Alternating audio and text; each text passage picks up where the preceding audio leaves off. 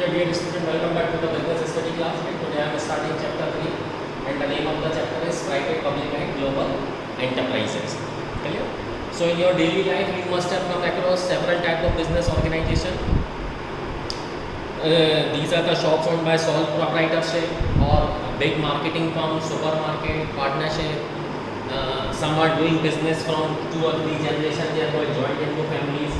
Cooperative society, you must have come across in your life, one other cooperative society is there. Company form of organization is also there, and MNC. You are also buying product of MNC. So there is a huge list of the business enterprises you may come across in your daily life.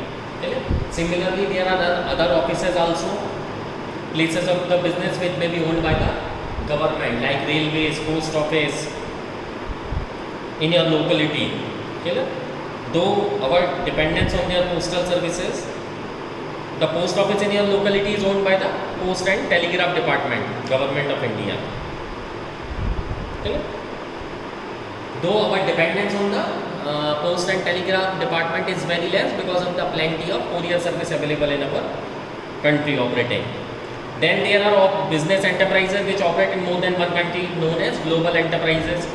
Therefore, you may have observed all type of organization are doing businesses in the country, whether they are public, private or global. So you might have understand the meaning of private, public and global enterprises. These are the forms of private sector, these are the form of public sector. Public sector means business enterprises run by the government for the welfare of public, like railways, post and telegraph, medical, hospital, highways, these all are run by the government.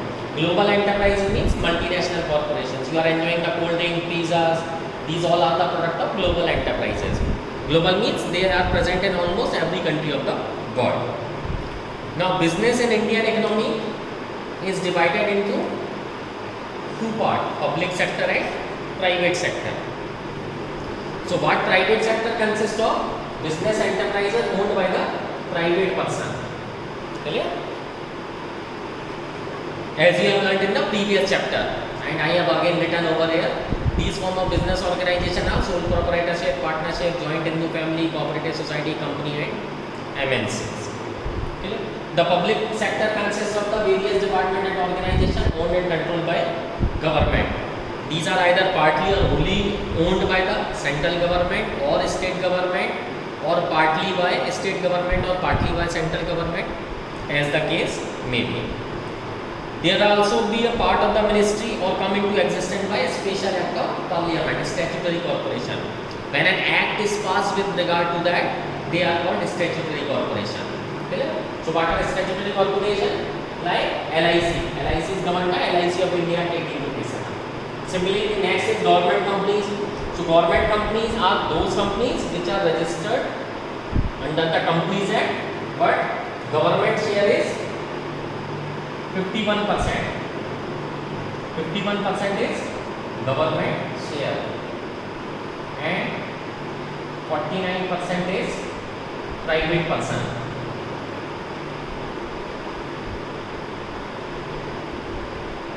Example is Maruti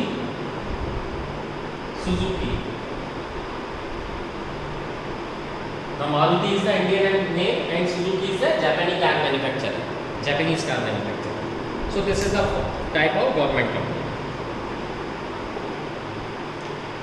So now the question arises, as the private sector is run by the private person, why government is running the sector? Actually, when India got the freedom, our economy was in bad shape. So government has taken the responsibility to run these type of organization for the welfare of public. So government has started public sector, even government has made bread also, as well as machine, wristwatches, several type of the things which were owned by public sector. But after some time when the country was independent, self-reliant, government started selling its share. So government adopted its own industrial policy resolution in 1948 and specified the approach toward the development of industrial sector. The role of the private and public sector were clearly defined, and the government through various act and regulation was overseeing the economic activities of both the private and public sector. The Industrial Policy Resolution 1956 has also laid down certain objectives for the public sector to follow so as to accelerate the rate of growth and industrialization. The public sector was given a lot of importance, but at the same time mutual dependency of public and private sector was emphasized. Afterwards came the 1991 industrial policy that was radically different from the earlier policies, where government was deliberating disinvestment of public sector and allowing greater freedom for the private sector. At the same time, FDI was allowed outside India. Thus, MNC or global enterprise which operate in more than one country gained entry into the Indian company. Nowadays, you are enjoying the word cheapest fall rate is because of the industrial policy of 1991 and enjoying the best quality of the mobile handsets just because of this policy only. Clear? So, our Indian economy nowadays on the broader basis is divided into two parts, that is private sector and public sector. This whole type of form of organization, sole proprietorship, partnership, JHF, cooperative company, till company, we have studied in previous chapter. Company here is again divided into two parts, that is public and private. Okay? MNC we have not studied. So this comes under private sector. Okay? MNC means it's a broader form of the company only. And government sector is divided into three major parts, that is departmental undertaking, statutory corporation and government companies.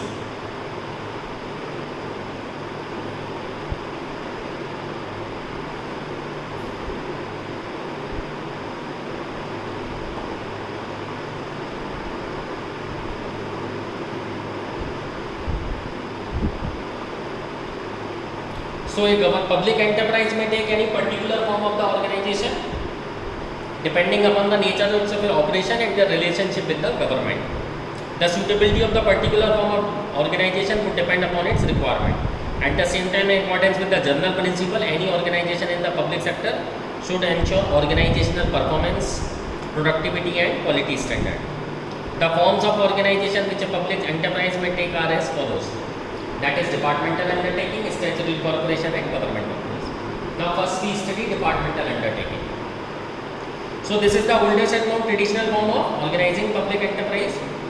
These enterprises are established as a department of ministry and are considered part or extension of the ministry itself. The government function through these departments and the activity performed by them are integral part of functioning of the government. They have not been constituted as an autonomous or independent institution and as such are not independent legal entities. They act through the officers of the government and its employees are government employees. These undertakings may be under the central or the state government and rules of central and state government are applicable. Example of these undertakings are railways and post and telegraph department. Okay? I am erasing this part as private sector we have already studied in the previous chapter. Now we study about the features of departmental undertaking.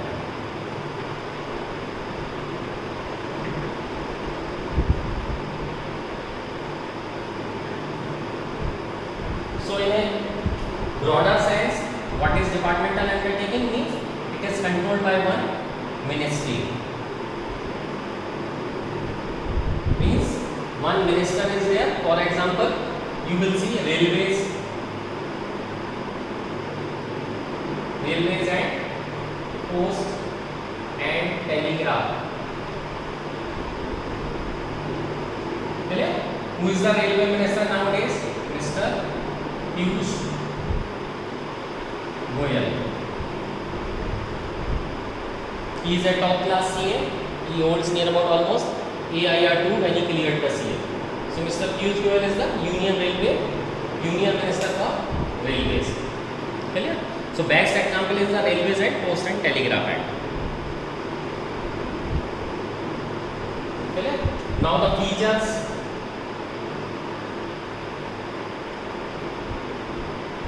of departmental undertaking. First is funds. The funds of departmental undertaking will come directly from the government, treasury and an annual appropriation from the budget of the government, and the revenue earned by these enterprises will also be paid into the government treasury. They are subjected to accounting and auditing. They are subjected to the accounting and auditing controls applicable to the other government activities. Clear? Their accounting is done by, there is a separate organization of the government that is called CAT. That is called Comptroller and Auditor General of India. They do the auditing of government enterprise. So their employees are government servant. The employees working in these ministry or departmental undertaking are considered as government employees, and they are headed by the IAS officers and civil servants who are transferable from one ministry to another. It is generally considered to be the major subdivision of the government department and it is subject to the direct control of ministry. Okay? The employees are, though they are government servants, but they are answerable to ministry, not to the government. Okay? And ministry in their senior IAS officers are appointed.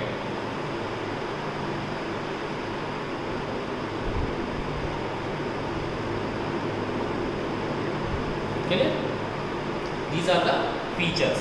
Now we study about the merits.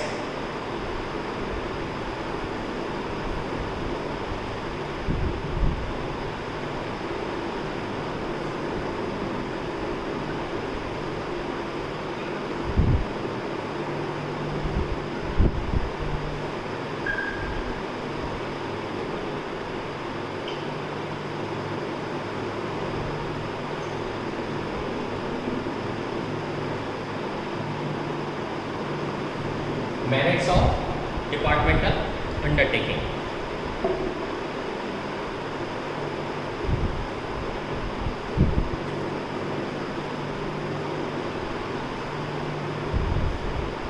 So these enterprises are under control of Parliament also.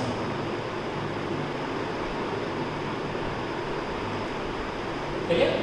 As these enterprises are called the lifeline of the country.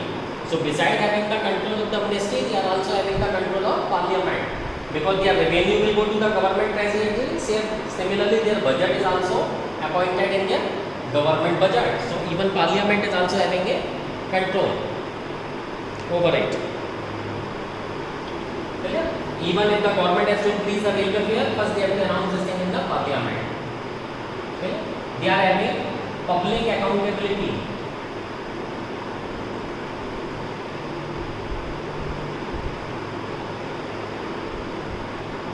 Public accountability means they are directly responsible for the or to the public, because railway is the lifeline of the any country of the world. Clear? The revenues earned by these enterprises will go to the government treasury, and their profit and loss will matter a lot to the government. Okay? And wherever national security is involved,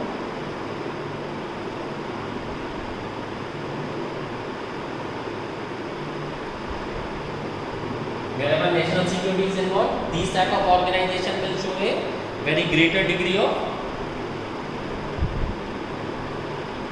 secrecy and suitable as it is under the direct control of government.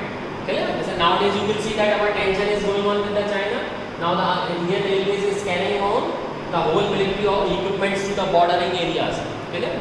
Nowadays you will see pandemic is going on, but you will not see any scarcity of food items or any other thing. Why? Because railway is doing its work. Though they are not carrying the passenger or carrying passenger for in a limited trains, but they are very well carrying the freight and goods and freight to the every corner of the country.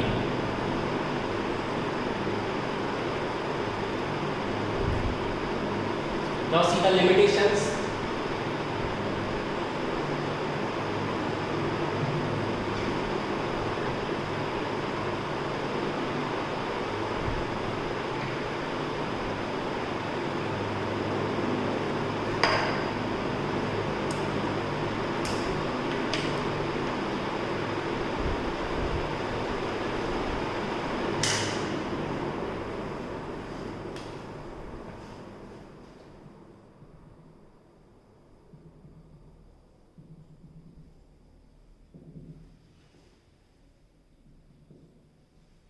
What are the limitation?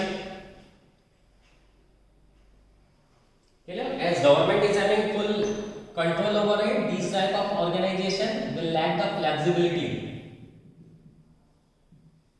flexibility of operations. Though they are commercial organization, but they can't act like a private form of commercial organization. So any decision will be come from government only. They can't do anything at their own. So they lack in flexibility of operation. Clear? Employees are not allowed to take independent decision.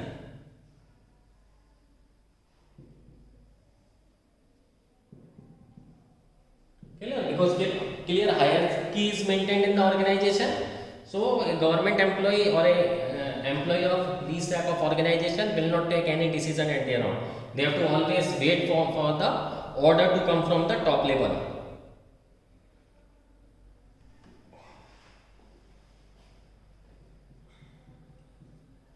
Similarly, they are not able to take the professional advantage.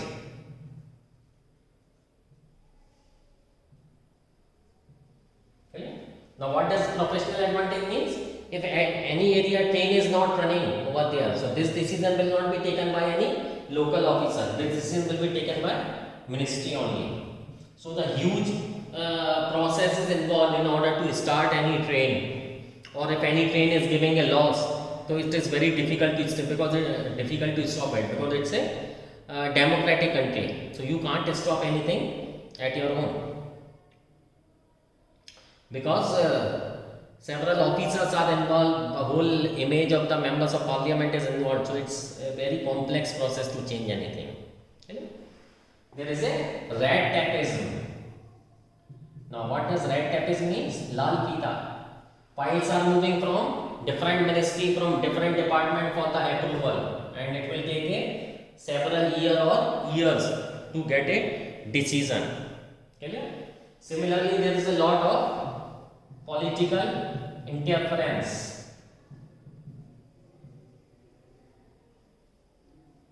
Lot of political interference is there, as it is directly under the control of parliament.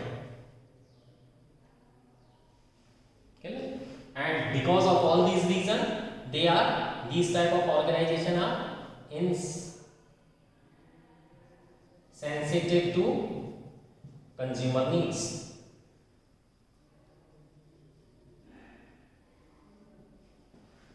So these are the major form of limitations of